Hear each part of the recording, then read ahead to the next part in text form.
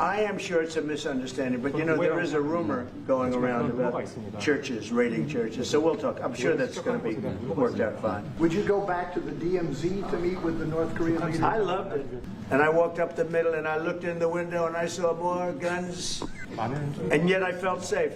I felt safe because I have a great relationship with Kim Jong-un. I want to go together, we can share a plane, we'll save energy, we'll save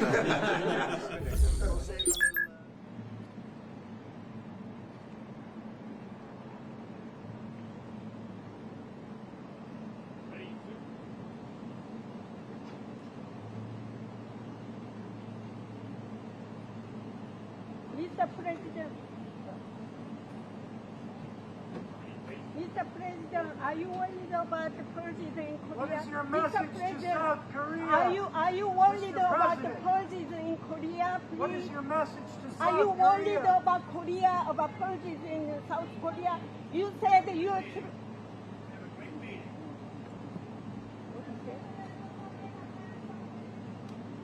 How about the meeting? What do you say? I know about the... didn't say about purges, about...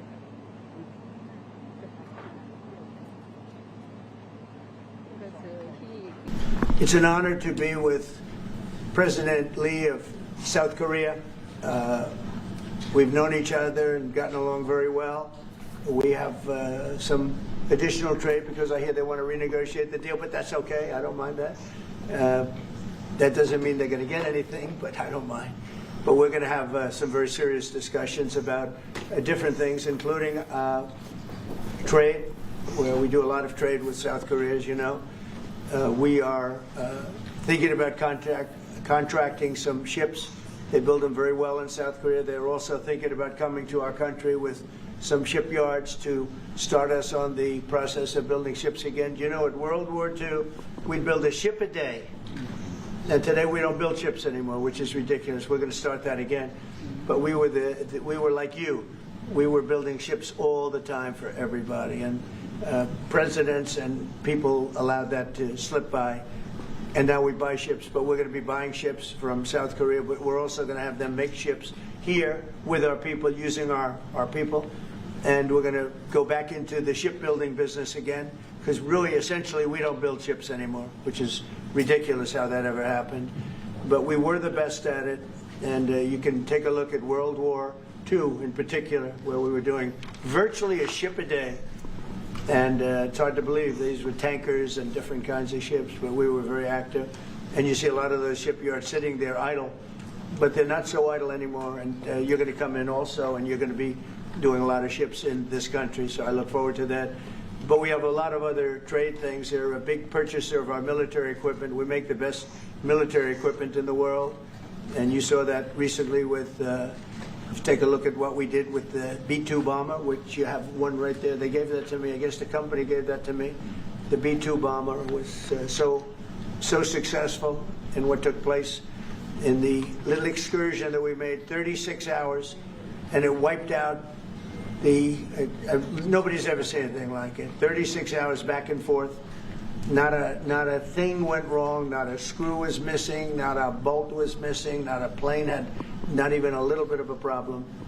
And we actually had 52 tankers. We had many planes, but you know, you looked at the B-2, the way they handled that. Every single bomb hit its target. So they understand that. We make the best military equipment in the world, and South Korea is a big buyer of military equipment. And we're going to talk about that also. And we have many things to talk about, and I look forward to it. And it's a great honor to be with you, and congratulations on your election. That was a big one, and we're with you 100%. Thank you. 네, 이재명 대통령님 오늘 백악관에 오신 것을 진심으로 환영합니다. 우리 그 양국 정상들 사실 서로 잘 알고 있습니다. 지금까지도 잘 지내고 있습니다. 제가 알기로는 한국 측에서 어떤 추가적인 그런 그 관세 협상에 대해서 좀 관심이 있다고 하는데 괜찮습니다. 뭐 원한다고 다 줄 것은 아니지만 그렇다고 그 요청하는 것은 받아주겠습니다. 오늘 우리는 여러 가지 주제를 다룰 예정입니다. 일단은 먼저 무역에 대해서 얘기를 할 것입니다. 한국은 상당한 많은 그런 무역량을 미국과 함께 하고 있습니다. 그 외에 또 선박 계약, 특히 한국은 조선업이 상당히 그 성공적으로 유지가 되고 있습니다. 그래서 조선소라든지 선박 건조에 대해서 우리는 많은 얘기를 나눌 것입니다. 사실 미국은 제2차 세계대전 때 선박을 하루에 한 개씩 건조하는 그런 굉장히 성공적인 선박업을 운영하고 있었습니다. 그런데 이제 미국은 선박이 굉장히 아주 폐쇄한 그런 상황입니다. 하지만 이제 우리가 한국에서 선박을 구매해야 되겠죠. 그렇지만 앞으로 한국과의 협력을 통해서 미국에서 선박이 다시 건조되기를 바라고 있습니다. 그럼으로써 또 미국의 조선업을 한국과 협력해서 부흥하는 그러한 기회를 갖게 되기 바랍니다. 아까도 말씀드렸습니다만 제2차 세계대전 때 미국은 하루에 한 개 선박을 건조했습니다. 그렇지만 지금 미국의 조선선은 상당히 황폐해져 있는 상황입니다. 그렇지만 한국이 와서 우리가 함께 재건하기 바랍니다. 또 하나 우리가 의논해야 될 일은 군사장비 구매에 대한 것입니다. 미국은 세계 최고의 군사장비를 만듭니다. B2 버머 같은 것은 보셨겠지만 굉장히 성공적이었습니다. 이번에 최근에 그런 작전에서 이 B2 버머가 왕복 36시간을 비행을 했는데 전혀 아무런 문제 없이 임무를 마치고 성공적으로 다시 돌아온 것입니다. 거기에는 또 52개의 탱커도 들어갔습니다. 하지만 어쨌든 그 버머라든지 추격기 최고의 군사장비를 가지고 있습니다. 한국이 이러한 미국의 아주 뛰어난 군사장비를 많이 구매할 것을 기대하고 있습니다. 오늘 다시 한번 이재명 대통령을 백악관에 모시게 된 것을 매우 영광으로 생각합니다. 그리고 그 전에 아주 선거에 이긴 것을 다시 한번 축하드립니다. 감사합니다. 네, 대통령님 감사드립니다. 이렇게 시간을 내주셔서 우리 대한민국 국민을 대표해서 감사 말씀을 드리면서 우리 대통령께서 이 오벌 오피스를 새로 꾸미고 있다는데 정말로 밝고 황금색으로 빛나는 게 정말 보기 좋습니다. 품격이 아주 있어 보이고 미국의 새로운 번영을 상징하는 것 같습니다. Mr. President, let me begin by thanking you on behalf of the Korean people. I would like to thank you for giving your time for today's meeting. And I heard that you recently redecorated the Oval Office, and I would like to say that it looks very bright and beautiful, and it has the dignity of America, and it symbolizes the new future and prosperity of America. 미국을 다시 위대하게 만드는 것이 우리 대통령님의 꿈인데 미국이 다시 위대하게 변하고 있는 것 같고 그게 다우존스 지수에서도 그게 나타나는 것 같습니다. 제가 보니까 사상 최고치를 경신하고 있던데 오늘은 잠깐 조정되고 있지만 아주 훌륭하게 미국이 다시 위대해지고 있는 것 같습니다. I believe that making America great again is your goal, and I believe that that is what is currently taking place in America. And I think the most symbolic thing of that is the Dow Jones Index, which reached a record high recently, although it went down a bit, but it reached a record high. And so I think that America is becoming great again. 말씀하신 조선 분야뿐만이 아니라 제조 분야에서 르네상스가 이루어지고 있고 그 과정에서 대한민국도 함께 하게 되길 기대합니다. So I believe that there is a renaissance taking place not only in the shipbuilding sector but also in the manufacturing industry, and I hope that Korea can be a part of that renaissance. 그리고 또 한 가지 제가 꼭 말씀드려야 될 것이 대통령님의 평화를 지키는 기간의 미국의 역할을 넘어서서 새롭게 평화를 만들어가는 피스메이커로서의 역할이 정말로 눈에 띄는 것 같습니다. And one thing that I wanted to say to you is that America's role not as a keeper of peace, but a maker of peace, is being more is emerging more evidently. 유럽, 아시아, 아프리카, 중동 여러 곳에서의 전쟁들이 이제는 트럼프 대통령님의 역할로 휴전하고 평화가 찾아오고 있습니다. Many wars in Europe, in Asia, in Africa, and in the Middle East are coming to peace because of the role that you are playing. 세계 지도자 중에 전 세계의 이런 평화 문제에 대통령님처럼 이렇게 관심 가지고 실제로 성과를 낸 경우는 처음으로 보이십니다. So among the many world leaders, I believe that you are the only leader who has made such accomplishments. 그리고 가급적이면 전 세계에서 유일하게 분단 국가로 남아있는 한반도의 그 평화를 좀 만들어 주셔서 김정은과도 만나시고 북한에 트럼프 월드도 하나 지어서 거기서 저도 골프도 칠 수 있게 해주시고 그래서 전 세계가 인정하는 정말 세계사적인 평화의 메이커로서의 역할을 꼭 해주시기를 기대합니다. And I would like to mention that The only remaining divided nation in the world is the Korean Peninsula, and I would like to ask for your role in establishing peace on the Korean Peninsula. So I look forward to your meeting with Chairman Kim Jong-un and construction of a Trump Tower in North Korea and playing golf at that place. 아마 기다리고 있을 것 같습니다.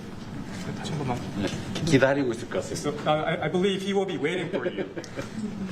그리고 마지막으로 든든한 한미 동맹을 기반으로 대한민국이 성장 발전해 왔고 앞으로도 이 한미 동맹을 군사 분야뿐만이 아니라 경제 분야 또 다른 과학 기술 분야까지 다 확장해서 미래형으로 발전시켰으면 좋겠습니다. Korea was able to attain economic growth and development through our ironclad alliance.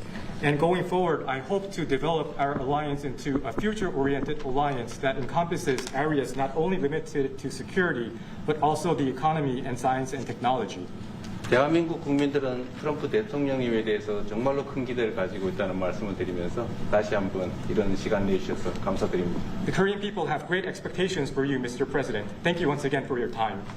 Well, thank you very much. It's an honor to be with you. I will say that Kim Jong-un and I had a very good relationship, as you remember, and still do. And when I came in, I didn't know him. We had 2 summits, but we became very friendly. Respect. It was great respect. And it was not going to be that way had Hillary Clinton won the election. It would have been a disaster. But we think we can do something in that regard with respect to North and South, and I think you are much more prone to doing that than other leaders that I've been working with from South Korea. And we'll work on that. I think it's very good to work on that. If you remember, you were doing the Olympics, and there was a great time of hostility with North Korea, and you weren't selling tickets because nobody wanted to be blown up in the stadium during the opening ceremonies, right? And you were not selling tickets. And I was also at my formative stage with North Korea and Kim Jong-un, and we were a little bit going at it about Rocket Man, Little Rocket Man, everything back and forth, and it was really nasty. And then I got a call one day, and they wanted to get together, they wanted to talk, and we started talking. And then he said really brilliantly, he said, you know, the Olympics is going to be opening very soon, and we'd like to be a part of it. They actually put teams in it. You got along great. And by the way, immediately upon that phone call, you started selling tickets, and it turned out to be a tremendous success. So it went from being empty stadiums because people were afraid to go, because it was a target potentially, to a great success. And I was very proud of that. You had one of the most successful Olympics, and now we have the Olympics coming to the U.S., so we're very happy about that. But that was a great honor to get involved and make the Olympics so successful. 네, 대단히 감사합니다. 다시 한번 모시게 돼서 영광이라고 말씀드리겠습니다. 제가 김정은 위원장과 굉장히 좋은 관계를 가지고 있습니다. 그리고 현재도 매우 좋은 관계가 있습니다. 내가 처음에 취임하고 난 다음에 2번의 정상회담을 김정은 위원장과 함께 했고 상당히 친해졌고 또 더 중요한 것은 둘 다 존경심을 서로에게 가지고 있다는 것입니다. 만일 힐러리 클린턴이 대통령으로 당선했다면 절대 그러한 상황까지 이루지 않았을 것입니다. 제가 보기에는 이재명 대통령께서 한국의 어느 지도자보다도 북한에 좀 더 문제를 해결하고자 하는 의지가 있는 그러한 대통령이라고 생각합니다. 그래서 어쩌면 우리가 함께 노력한다면 어느 정도 진전이 있을 수도 있겠습니다. 사실 그 한국에서 올림픽이 열렸을 때 북한 때문에 많은 사람들이 올림픽 표를 사지 않는 그런 현상이 생겨났었습니다. 그런데 김정은 위원장이 그때 사실은 김정은 위원장과 초기에는 제가 별로 사이가 좋았던 것은 아닙니다. 서로 라켓맨이라고 부르면서 주고받는 그러한 그 해프닝도 있었습니다. 그런데 어느 날 통화를 시작하게 되었고 통화를 하면서 그가 얘기를 했습니다. 한국에서 올림픽이 곧 열리는데 우리 그 북한도 참가하겠다. 그렇게 얘기를 했습니다. 그리고 그 통화 직후에 올림픽표가 많이 팔리기 시작했습니다. 그리고 한국의 올림픽은 올림픽 역사상 가장 성공적인 올림픽으로 지금 기록되고 있습니다. 또 우리 미국도 곧 올림픽을 주최할 예정입니다. 그래서 우리도 미국에서 성공적인 그런 올림픽을 주최할 계획을 가지고 있습니다. 김정은 위원장 말씀을 하셔서 그런데 사실 대통령님 덕분에 이 북한하고 이 한반도 관계가 매우 안정적이었습니다. 그런데 사실 그 이후 대통령께서 미국 정치에서 잠깐 물러서 있는 그 사이에 사실은 북한의 미사일도 많이 개발됐고 핵폭탄도 많이 늘어났고 진척된 것 없이 한반도 상황은 정말로 많이 나빠졌죠. Mr. President, you mentioned about Chairman Kim, and thanks to your efforts when you were in office during your first term, the situation on the Korean Peninsula was stable. But during the hiatus where you were out of office, North Korea developed further its nuclear and missile capabilities, and that led to a deterioration on the situation of the Korean Peninsula. And they wouldn't have done that. They would not have done that if I were president. That 내가 was not going to 만약에 happen. 대통령이 당선되었다면 그런 일이 일어나지 않았을 것입니다. 전적으로 공감합니다. I completely agree with you. 그래서 지금 얼마 전에 김여정이 미국과 저를 비난하는 발언을 할 때도 대통령과 김정은 위원장의 특별한 관계에 대해서는 의심하지 않는다 이런 표현을 했습니다. 기다리고 있다는 뜻으로 보여졌습니다. So when Kim Yo-jong, the deputy director of the Workers' Party of Korea, issued a statement denouncing South Korea, she mentioned about the not bad relationship between you and Chairman Kim Jong-un, and I believe that this is a sign that North Korea is waiting. 한반도의 평화의 새 길을 꼭 열어주시기 바랍니다. So I hope that you will usher in a new era of peace on the Korean Peninsula. I will do that, and we'll have talks. He'd like to meet with me. He didn't want to meet with Biden because he had no respect for Biden, but we look forward to meeting with him, and we'll make relations better. You'll help that. You had a lot of leaders. I've gone through a lot of leaders in South Korea. You know, it's been quick. You'll be there for a long time. But we, in the various leaders that I've dealt with, they were not approaching it properly, in my opinion, having to do with North Korea. But I think your approach is a much better one. 네, 그렇게 하도록 하겠습니다. 김 위원장이 바이든 전 대통령을 만나고 싶죠 하지는 않았지만 말은 만나고 싶어 할 것 같습니다. 그래서 그런 그 시도를 하겠고요. 내가 한국의 지도자들을 여러 번을 만나봤는데 제 개인적인 생각으로는 대북 정책이 그렇게 적절하지 않지 않았나 하는 생각이 듭니다. 그래서 이 대통령께서 그 적절한 대북 정책을 통해서 좀 더 그 진전이 있었으면 하는 생각입니다. 저의 관여로 남북 관계가 잘 개선되기 쉽지 않은 상태인데 실제로 이 문제를 풀 수 있는 유일한 인물이 트럼프 대통령이십니다. So resolving this issue through my engagement is not an easy thing. And the only person that can make progress on this issue is you, Mr. President. 대통령께서 피스 메이커를 하시면 저는 페이스 메이커로 열심히 지원하겠습니다. So if you become the peacemaker, then I will assist you by being a pacemaker. That's good. We can do big progress, I think, with North Korea. Absolutely. 네, 북한에 대해서 큰 진전을 함께 이루어 나갈 수 있다고 믿습니다. 감사합니다. Okay, thank you very much. Thank you very much. Good job. Okay, questions, please? Mr. President, when you met with Russian President Vladimir Putin, how soon did he say that he wanted to sit down with Ukrainian President Zelensky? Russia, as of now, says there's no meeting on the books and no agenda is set. Well, that's going to be up to them. It takes two to tango, I always say it. And they should meet, I think, before I have a meeting and probably close the deal. But I think it's appropriate they meet. They do not exactly get along well, as you can understand. And I'm sure it's a meeting that perhaps he didn't like. But he wasn't happy about coming to the United States either. That was a big concession, and I appreciate the fact that he did. You know, I've always had a very good relationship, despite a fake Russia haunt that we had. But we've always had a great relationship, very good relationship, strong relationship with Russia. That's a good thing, not a bad thing, by the way. That's a very good thing. And it's good to get along with Kim Jong-un, and it's good to get along with everybody, including President Lee. It's good to get along, and I get along with the foreign leaders. You see that with the biggest group of foreign leaders that we've ever had. Don't forget the European Union was here also representing a large group of countries just recently. So I believe that we're going to get that war straightened out. We're going to get it done. I don't know that they'll meet maybe they will, maybe they won't. They'd like me to be at the meeting. I said, you guys ought to work it out. It's between you, it's not us. Now, in the meantime, we're not spending any money on, as you know, on Ukraine. We're selling military equipment to NATO.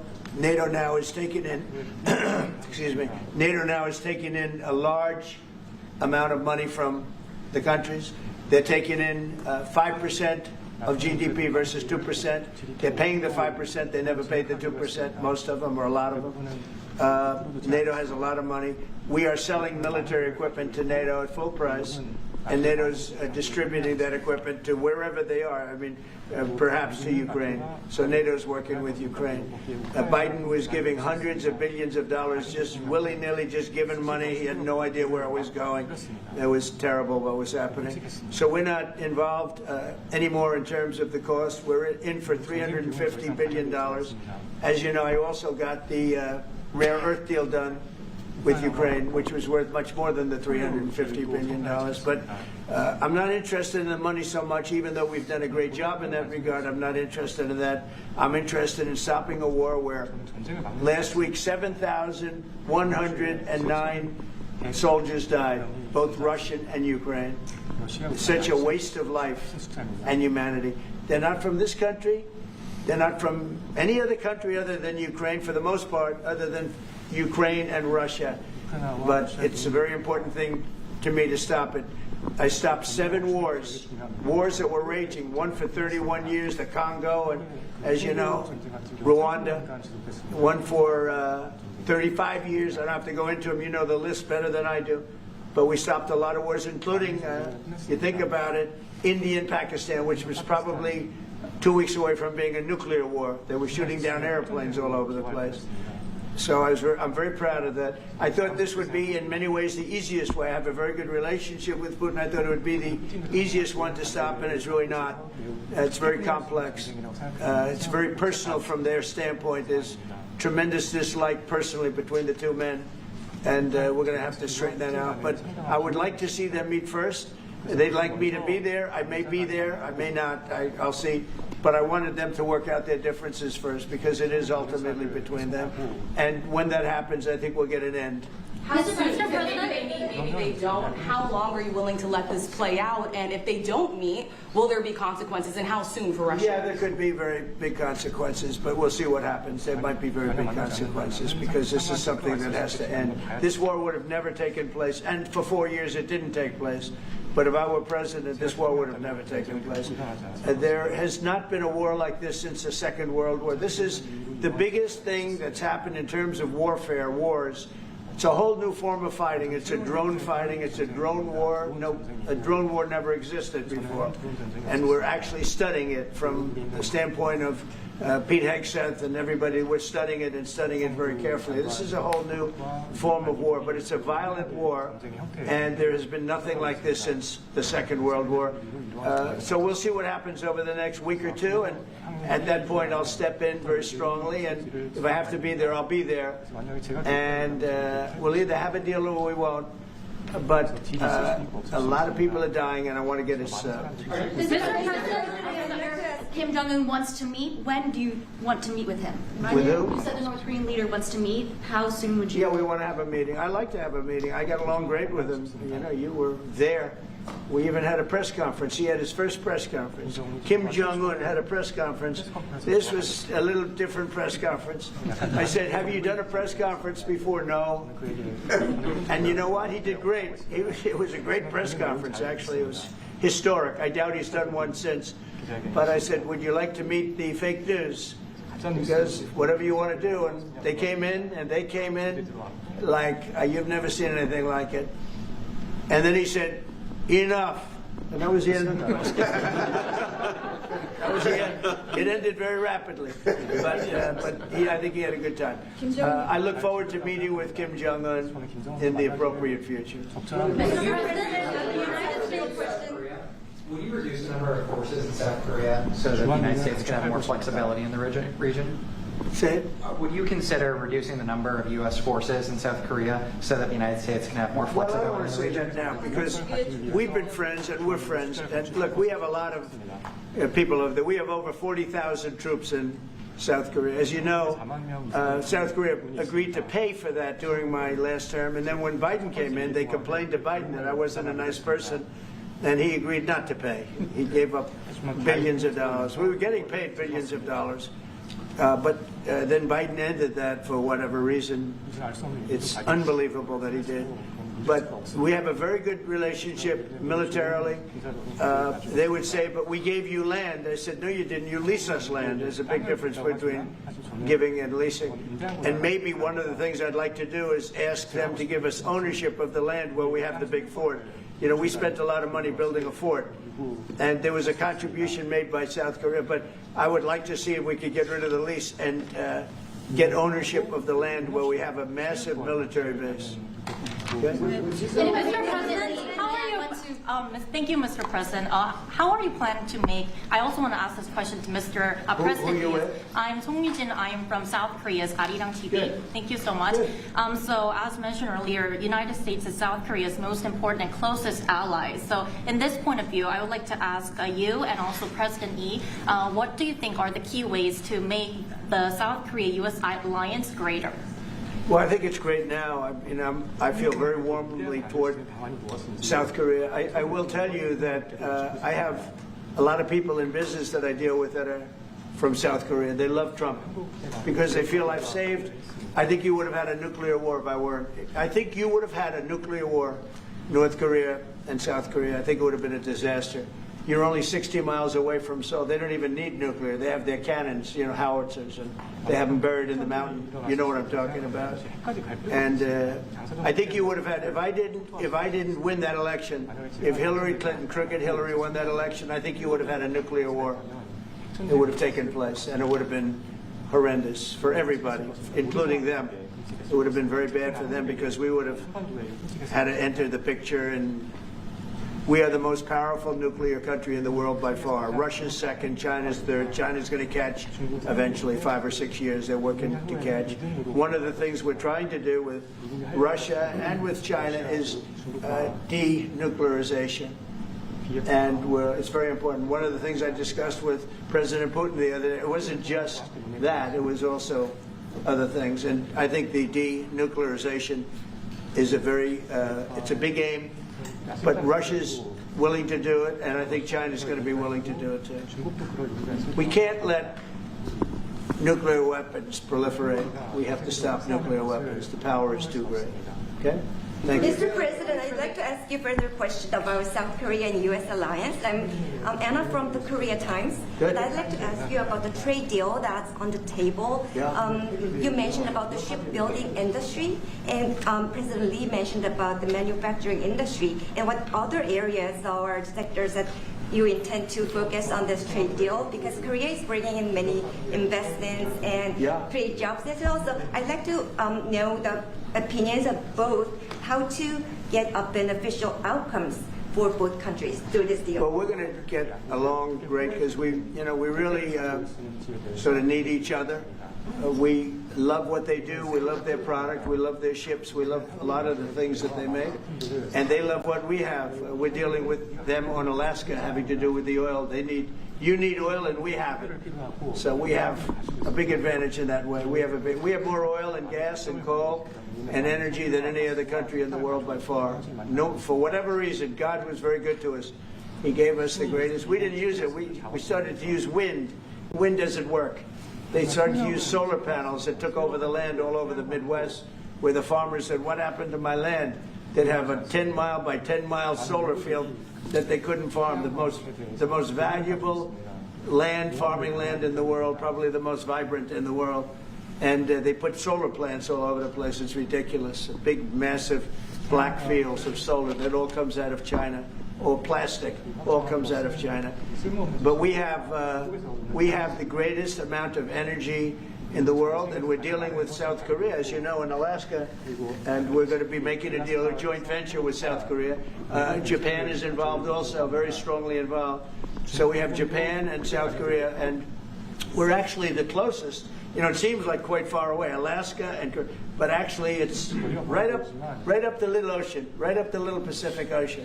It's actually pretty close, relatively speaking. But we have more oil and gas and coal than any other nation in the world by far, and we're going to use it. And that's the thing that South Korea, I think, most wants from us, I would think. President, would you go back to the DMZ to meet with the North Korean leader? Say it. Would you go back to the DMZ to meet with the North Korean leader? I loved it. Remember when I walked across the line and everyone went crazy?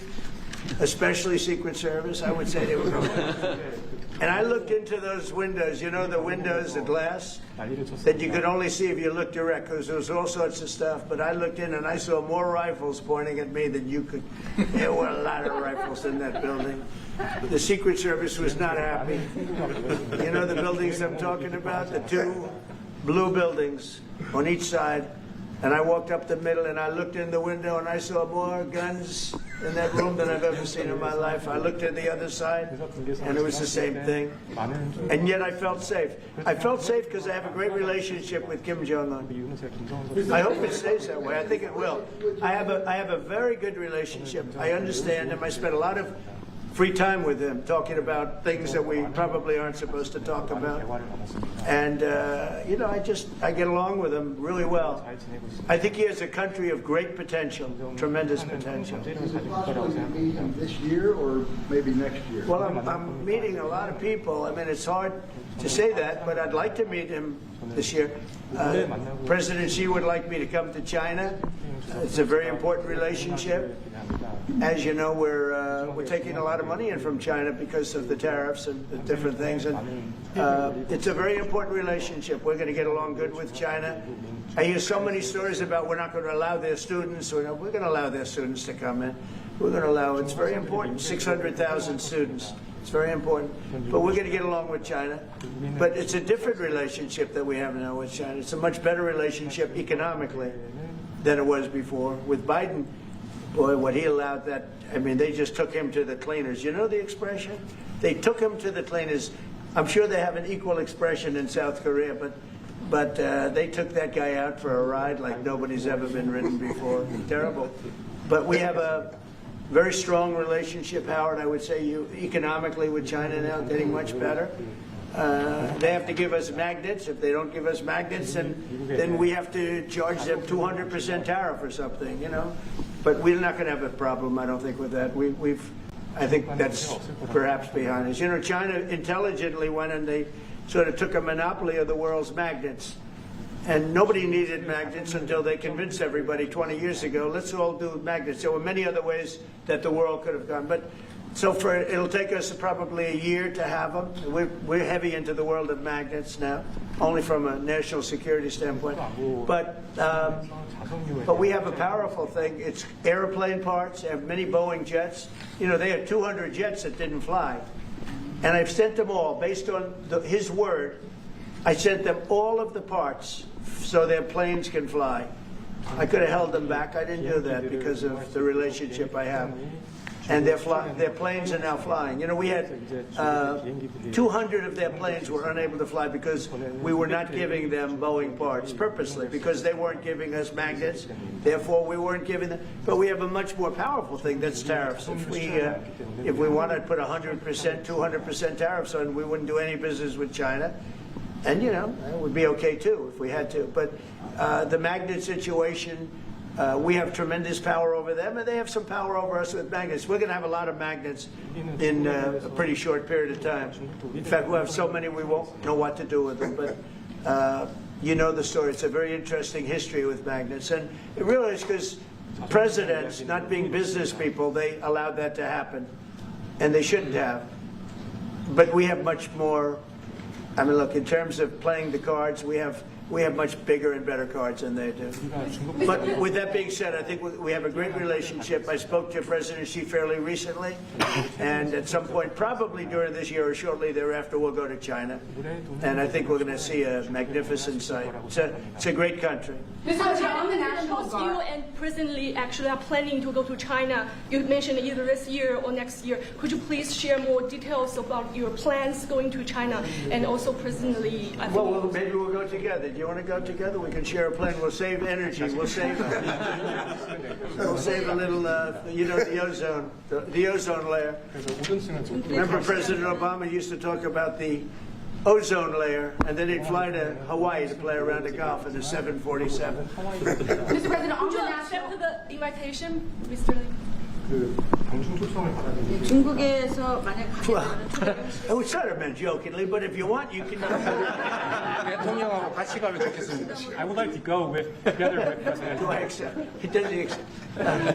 If you want to go, I'm going to get special permission. I'm sure you can go, but we're going to have a great relationship with China. I mean, it's happening. You see it. It's happening. They have some cards. We have incredible cards, but I don't want to play those cards. If I played those cards, that would destroy China. I'm not going to play those cards. Mr. President, on the National Guard, you've talked a lot about Democratic-run cities and states. Yeah. Would you also consider sending the National Guard into red states and red cities that are also seeing high crime? Sure, but there aren't that many of them. If you look at the top 25 cities for crime, just about every one of those cities is run by Democrats. And you know, one of the bad things they did, cashless bail, if you look back on time, when they allowed a murderer out that afternoon, you know, he'd kill somebody and then a couple of hours later he's walking the streets again, oftentimes killing again rapidly. Cashless bail is a disaster. You saw we had a news conference today on that. We're wiping it out in D.C., immediately wiping it out. It started in New York, I must tell you, and it's been a horrible thing for crime, especially violent crime. So we're going to end cashless bail, yes. Thank you. When will you deploy to Chicago, and how long are you keeping troops here in Washington, D.C.? Discussion.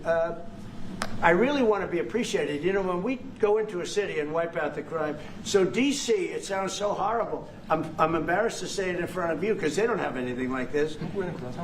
Washington, D.C., sir, has not had a murder in 11 days. Now, he's saying that's a horrible thing to hear because they don't have murders for ever. But Washington, D.C., if you go back and check, it's been many years since we went a week without having a murder. Now we haven't had, and I would say that Washington, D.C. right now is much safer than Seoul. You know why? Because we have a friendly neighbor. We have more friendly neighbors. You have a different kind of problem. We all have different problems. But Washington, D.C. is a very safe city right now. People are going out to dinner. Restaurants are opening. Restaurants that were going to close are now going to stay open. Friends of mine are going out to dinner all the time. They didn't go out to dinner for 4 years. It went rampant during the Biden years. Just rampant.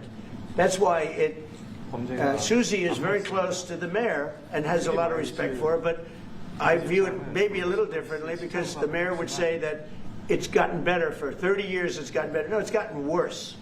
And the worst day of all was when we just got to office for the second time, and it's in very bad shape. So the mayor shouldn't be saying that violent crime has been getting better. It's been getting much worse. And the day I took office, it was the worst. And we did some minor things, made it a little bit better, but then we said, look, we got to stop it because too many people are getting killed.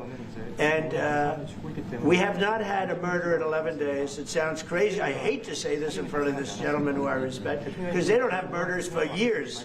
But we have not had a murder in 11 days. And that's going to go on for a long time. And there will be, I guess, it'll happen a little bit, but we have a very safe city. This is one of the safer cities right now in the country. And in a short period of time, it'll be like the border. Nobody came in through our border. For the last 90 days, 3 months, we had 0 illegal aliens from the Congo, from South America, from all over the world, from prisons coming in, pouring into our country. Nobody, not one person, and this is done by a liberal group, a liberal think tank. They do the work. Not one person has come into our country. Think of that. It's been amazing. And I didn't have to go back to Congress and ask. Biden could have done this by himself. I did. I said, close the borders. We had the great Tom Homan. We had Christie, as you know, Christie Noem, who did a fantastic job. She's doing a fantastic job. Pete Hegseth has been incredible with the, as I call it, the Department of War. You know, we call it the Department of Defense, but between us, I think we're going to change the name. You want to know the truth? I think we're going to have some information on that maybe soon, but I think because, you know, Department of Defense we won the World War I, World War II. It was called the Department of War. And to me, that's really what it is. Its defense is a part of that. But I have a feeling we're going to be changing. I'm talking to the people. Everybody likes that. We had an unbelievable history of victory when it was Department of War. Then we changed it to Department of Defense. So that's a little thing, has nothing to do with your country, but it's something that I think you're going to be hearing about or seeing about over the next couple of weeks. Probably that change is going to be made over the next week or so. Are there different Koreas, North and South, or is there one Korea waiting to be unified? Well, I know it is two Koreas. I mean, there was one Korea. It was a very large country and a very powerful country. And it was a country that went to war with China. President Xi explained it. Went to war with China many times over the last 2,000 years. You had many, I think he told me 51 times. So I remember I went to President Xi. I said, we're having a problem with North Korea. Straighten it out, would you please? He said, well, we have been to war with them. And I think he said 51 times. But at that time, it was the whole of Korea. It wasn't, North and South. And after he explained it, I said, all right, not going to be that easy. I guess you're right. But, you had one Korea, and it was a very big, powerful nation. Now you have two big, powerful nations, but you have essentially a wall in between. Mr. President, elaborate comments, the post and comments you made on South Korea early this morning, like raids on churches, going into U.S. military base, purge, revolution. How do you think about it? 이재명 대통령께도 질문드리겠는데요. 저희가 이제 빛의 혁명이나 내란 사태 극복하는 과정에서 이런 문제들이 좀 Right, I heard from Intel. 그 부분 설명해 주시면 좋을 것 같아요. I heard from Intel that there was a raid on churches. We're going to talk about that later. I haven't spoken about it yet, but when we meet. And, that would be too bad if that's the case. But I did hear that from Intel, that there was a raid on churches, closing some churches. So we'll talk about that later. I could ask you now if you want. Mr. President, what conversation? Wait a minute, please. If you'd like. Because it didn't sound to me like South Korea.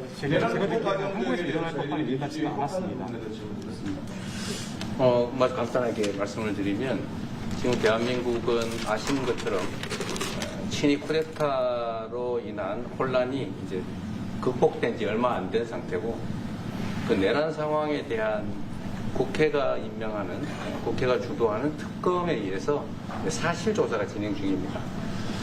물론 저의 통제하에 있지는 않지만 하여튼 대한민국 검찰이 하는 일은 팩트 확인, 팩트 체크인데 미군을 직접 수사한 게 아니고 그 부대 안에 있는 한국군의 통제 시스템이 어떻게 작동했나를 확인한 것 같습니다. 나중에 좀 더 자세히 설명을 드리도록 하겠습니다. So it hasn't been long since Korea has overcame the political turmoil following the self-coup by the former president. Currently, there is a fact-finding investigation by a special prosecutor that was appointed by the National Assembly. And this special prosecutor... Is his name Deranged Jack Smith, by any chance? They took him from our country. But Deranged Jack, he's a deranged, sick individual. But go ahead. Go ahead, please. I'm only kidding. Maybe I'm not. And that special prosecutor is not under my control. And so the special prosecutor is conducting a fact-finding investigation. And I would like to explain about what you said about U.S. bases. They did not conduct a search and seizure of American bases, but they looked into the chain of command and the control system of the Korean military. Right. And I would be happy to That's okay. explain about this more in detail I'm sure it's, during our lunch meeting. I am sure it's a misunderstanding, but there is a rumor going around about churches, raiding churches. So we'll talk. I'm sure that's going to be worked out fine. Okay. Yeah, please go ahead. Mr. President, what conversations have you had with Israeli Prime Minister Benjamin Netanyahu about what is going on in Gaza? There was a UN-backed report that said there's a famine in Gaza. Based on what you know and what you've been briefed on, do you agree with that? So, I deal with Bibi Netanyahu quite a bit, and we had great success, obviously, in Iran. We knocked out their nuclear threat. That would have been a horror show having them have a nuclear weapon. They would have used it, too. We did very well there. Right now they're talking about Gaza City. There's always talking about something. At some point it's going to get settled. And I'm saying you better get it settled soon. You have to get it settled soon. And that means, you know, nobody can forget October 7th. People forget October 7th. That was one of the most brutal. I've seen some terrible things, some brutal things. That was about as bad as it gets. And nobody can forget that. With that being said, it's got to get over with. It's got to get over with because between the hunger and all of the other problems, worse than hunger, death, pure death, people being killed. And, you know, I'm the one that brought back the hostages, and I did it with that gentleman right there, Steve Witkoff, and with Marco. All of us, the whole team, we worked together. Even the trade people worked on it with us. And we brought back a lot of the hostages. Now we're left with, would you say 20, Steve, or would you say it's less than 20? I hope it's 20. He hopes it's 20 because some could be dead. That's what he means, I assume. Yes. So we have 20, but there's rumors that some could be dead. It's a terrible situation over there. Terrible, terrible situation. But it's coming to a head. It's coming to an end. We are sending, you know, we sent $60 million of food over there just recently. And I don't even know if people know it. We distributed ourselves. We're giving a lot of food, spending a lot of money on food, getting it over there. We have a lot of food. We have a lot of oil, and we have the greatest farmers in the world. So we have a lot of food, but we're sending a lot of it over to Gaza, and we're feeding a lot of people. But with all of that being said, it's a lot of people to feed. And I think that we will have, I think within the next 2 to 3 weeks, you're going to have pretty good conclusive a conclusive ending. And it's a hard thing to say because they've been fighting for thousands of years. If you want to know, that's been a hotbed forever.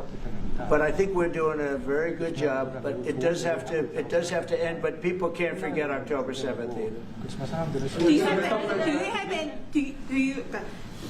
Do you plan to attend APEC summit to be held in Korea? A summit in South Korea? Yes, South yeah, Korea I'd love in to. November. I'd love to. Last time I spoke in front of your parliament, and I love doing that. Beautiful respect they had for our country, and a beautiful room. I remember how beautiful it was, and I enjoyed doing it.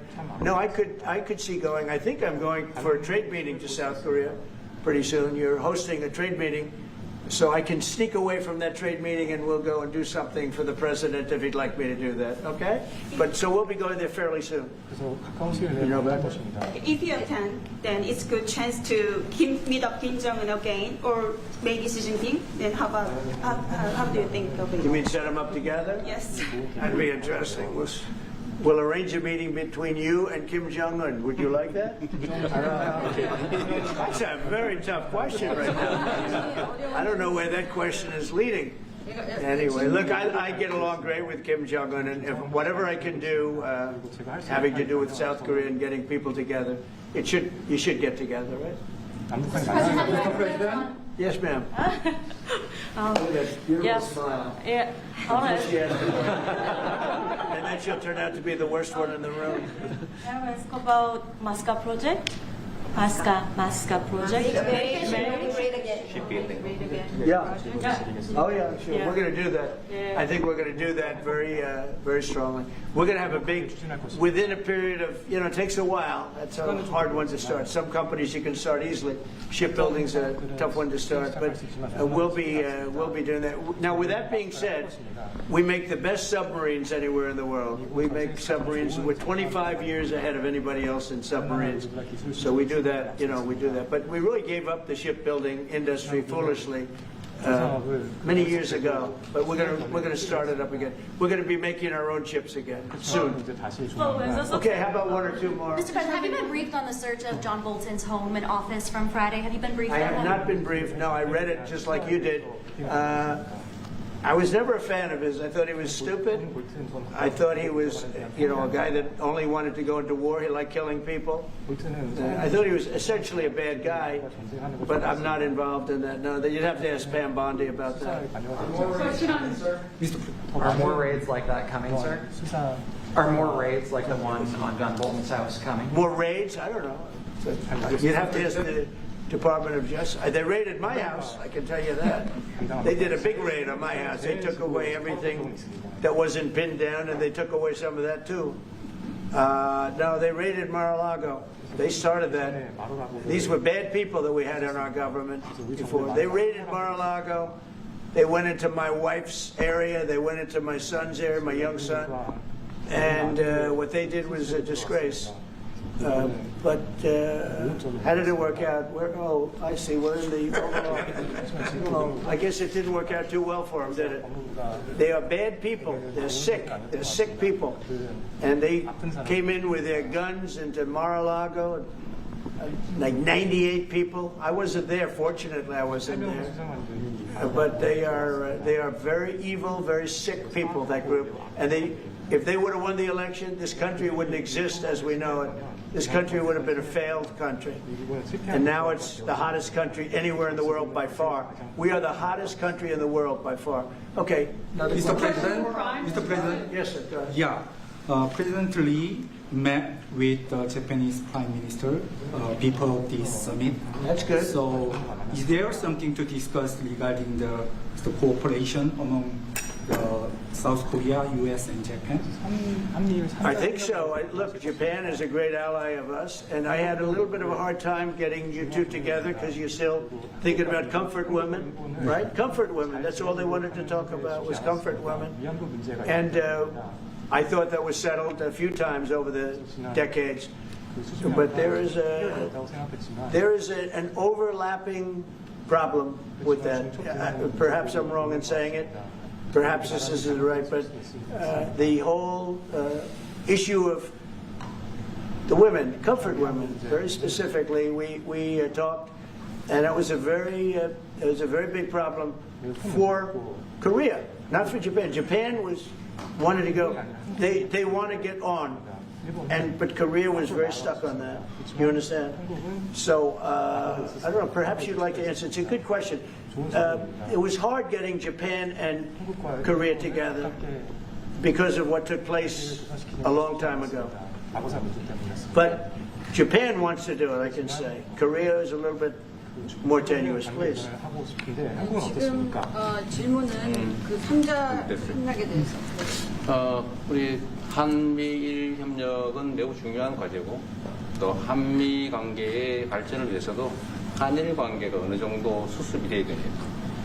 The trilateral cooperation among Korea, the U.S., and Japan is very important, and better Korea-Japan relations is also important for the Korea-U.S. relationship as well. 그래서 대통령께서 한미일 협력을 매우 중시하고 계시기 때문에 제가 대통령을 뵙기 전에 미리 일본과 만나서 대통령께서 걱정하실 문제를 다 미리 정리했다 이렇게 생각해 주시면 좋겠습니다. Because I know that President Trump, that you put emphasis on trilateral cooperation, right. I made a visit to Japan before coming to the U.S. to settle the difficult issues that we have. Good. Well, Japan wants to get along very well with you, and I find them to be great people, great country, obviously. And they want very much to get along with South Korea. And you have something in common. You know, you want to solve the North Korea problem. But Japan very much wants to get along with you, and I'm sure they will. I find the people that I deal with to be wonderful people, as I do with you. 이번에 일본에 가서 이시바 총리를 만났을 때 그 전에 우리가 가지고 있던 여러 장애 요소들이 많이 제거됐다는 생각이 듭니다. So when I visited Japan and met with Prime Minister Ishiba, I realized that many of the obstacles that existed between our two countries have now been removed. True. During my term. We removed them during my term. There was an overlay a little bit, but we removed many of those obstacles during my term. And, if you look at Prime Minister Abe, who was a great man, he was a great friend of mine, and he was assassinated. But he felt very warmly toward your country, I can tell you that. And the current Prime Minister, who I've gotten to know very well, feels the same way. So I think you're going to have a great relationship with Japan. Steve, go ahead. Just to close the loop on Gaza, is there a diplomatic push underway to try to get all this to end? Oh, there's a diplomatic push. There has been, yeah, sure. Right now, Steve, I would say very serious diplomatic push. Marco or Steve, Marco, do you want to answer that first? Yeah, it's never stopped. We've always looked to find a solution there. Ultimately, as the President said, we want it to end. It has to end with no Hamas. Steve, where are we? I would say that we wouldn't be anywhere but for the president's truth last week, which was a statement to Hamas that they better get their act together and get to the peace table. But for that, it would have been all stalled. So, as usual, he is the man who moves it. Thank you. Thank you very much, everybody. Thank you, guys.